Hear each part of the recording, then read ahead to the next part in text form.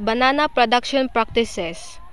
Introduction: banana or Musai spp are one of the most widely consumed fruits in the world, known for their distinctive shape, sweet taste, and high nutritional value. Bananas are believed to have been domesticated around 7,000 to 10,000 years ago in Papua New Guinea, and it spread to other parts of Asia, Africa, and America during European colonization. So I have here the top 5 Philippine bananas: the Vungulan, Lakatan, Cavendish, Latundan, and Saba. In blend preparation, before planting, deep plowing and harrowing of the soil is recommended. Field must be plowed 4 to 6 times and allowed to weather for 2 weeks. Field should be free of trees, bushes, especially perennial weeds. So, usa di ka magtanom no, kinahanglan nagimuhang area is na plow siya for 4 to 6 times. Unja imo sa pasagdan ma-weather for 2 weeks. Then, dapat ang imong area nga tamnan no is wa siya mga kahoy-kahoy o mga kanang perennial weeds, kay kining perennial weeds lisod sila i-eradicate. Then a planting hole measuring 60 by 60 centimeters depending on water availability. So kini nga size mo is the standard, pero in a dry or semi-arid areas, it is recommended to use holes measuring 90 by 90 by 90 centimeters para ang roots is hadto sila kadaganan bitaw, then makakuha sila mga moist ato sa deep pa nga soil.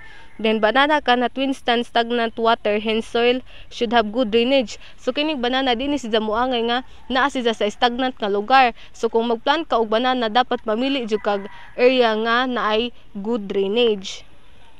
Materials selection and preparation. So there are different types of planting materials used for banana propagation: the sucker, rhizome, corm, o tissue. Ang quality planting material sa bananas are tissue cultured o sword sucker. Kining tissue cultured mao ni sa mga seedling nga pest free na bitaw, kay gikan man ni sa laboratory, kay agihimo ani is ag corm sa mother plant nga divided into pieces, gipagamot din gihimong seedling pareho ani. Then maunta ni siya recommended nga ipatanom sa mga farmers. Kining sword sucker mo ni common jud nga gigamit sa atong mga farmers, specifically in the Philippines, kay mao man ni convenient way para makapropagate ka sa imuhang kanang banana, kay mao ra man ni sigagsaha nga kuhaon nimo din imuha ra po siyang i-transplanting. Pero usa nimo i-transplanting ang kining sword sucker, kinahanglan nimo na siya i-disinfect through hot water treatment para makuha tong mga diseases or pest nga naa dana nga sucker. So imong buhaton sa pag-disinfect is kuhaon nimo tanang roots, then kuhaan nimo ag corm og 1 inch nga kanang puti na mabilin bitaw, unya mag-prepare kag hot water nga naay temperature nga 50 to 55 degrees Celsius, then imong ihumol ag sucker for 30 minutes. Sa planting methods and layout, the suggested planting row spacing is 2 meters by 2.5 meters with average of 2,000 plants per hectare to minimize sigateka infection. So kinahanglan po ka mo sunod ka sa planting row spacing no, kay og imong idikit-dikit og tama na gimuhang mga tanom mo nang makakuha siya sakit nga sigato ka infection, kanang magiluwing ag dahon nga nay mga spotting, unja madaot sila murag maladya. Unja to ensure pod nga agimuhang tanang tanom makakuha jud ka ng proper nga sunlight, kung agimuhang area is flat nga lugar, kinahanglan agimuhang row or line dapat straight. Unja advisable pod di ay nga magbuho ka nga 1 to 2 months nimo sang pasagdan usa ka magtanom sa imuhang banana. Then dapat i-make sure nimo nga ag imuhang buho nga tamnan is deep ug wide, nga mosunod ka sa standard measuring nga 60 by 60 by 60 centimeters. The large and deep planting holes ensure that the future roots may access the most soil possible and increase their ability to withstand strong winds. So mao to nga kinahanglan jud ka mosunod ana nga measuring hole, kay para in case nga magkakusog-kusog bitaw ag hangin, dili dali matumba or malukat ang imuhang banana. In the Philippines, we have 2 system of banana planting patterns, motog triangular planting og square planting. Kining triangular planting mao ni siya kanang method nga gamiton kung ang imuhang seedling nga itanom is kana bitang tissue cultured. Then kani siya, as you can see nga sa picture, ag isahang pattern is pina-triangle. So ani nga planting pattern mas gamay-gamay ra kag matanom nga banana as compared sa triangular planting ay sa square planting. kay ang sa square planting, as you can see, pina-square siya, ag matanom nimo ani sa 1 hectare is kadto jong total nga 2,000 ka banana in 1 hectare. Unsa mo po ni sa kasagaran nga gigamit sa atong farmers sa Philippines. Kay mao ni convenient way, unsa mo po naandan. Then sa care and management, irrigation. Ang kining banana, pwede ra ni siya mabuhi nga gamit ang uwan as a rain fed crop. Pero sa dinagkuan nga mga farm, magamit sila og supplementary irrigation like surface irrigation, overhead irrigation, o drip irrigation. Kining surface irrigation katong sa ibabaw ra bitaw sa juta imong kuan tubig. Then sa overhead irrigation katong naay hose nga magsigig bugag-bugag mga tubig nga murag uwan. Unja sa drip irrigation mo dig naay hose, unja kada punuan is naay magtu nga para makasustain og water ana nga plant. Sa population management, sucker control og replanting. So kung mudaghan nagsaha sa imong banana, imo na sidyang kuhaan, din imo na po sidyang i-replanting para makaproduce na po kag lain nga kanang plant. Kay og imo na sidyang pasagdan nga magsige ragsaha, di mo po na sidya advisable. Then sa fruit care management, defingering and deflowering. Mao ni siya og mamunga ag imuhang saging, imo tanawon og ag mga finger is nabay na deformed or nadaot, mo nang imo siyang kuhaon. Din kaning deflowering, mo nig pagkuha bitaw mga buwak anang tumoy sa inyong banana finger para mulami ag tubo ni dia.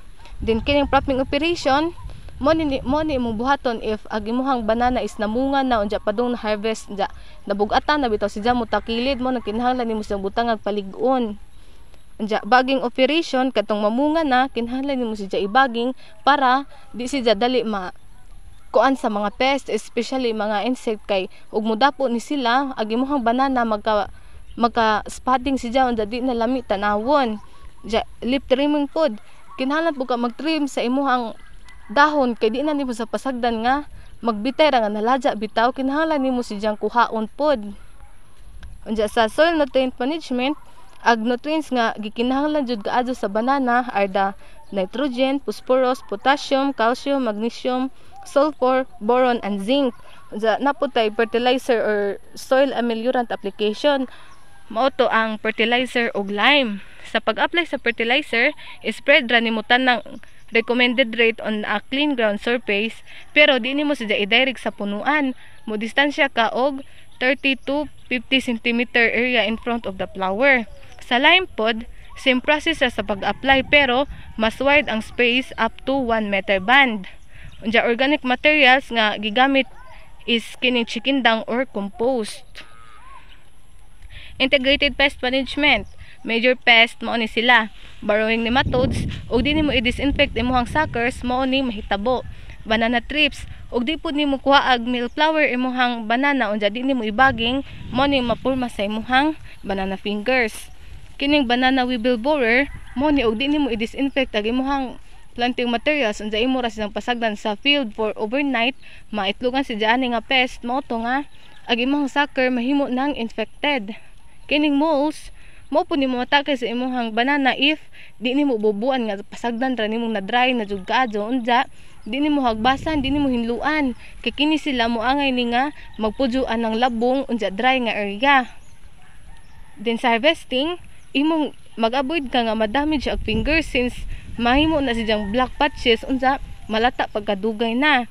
Unsa og kanang harvest day pud no sa saging, preferably in the morning.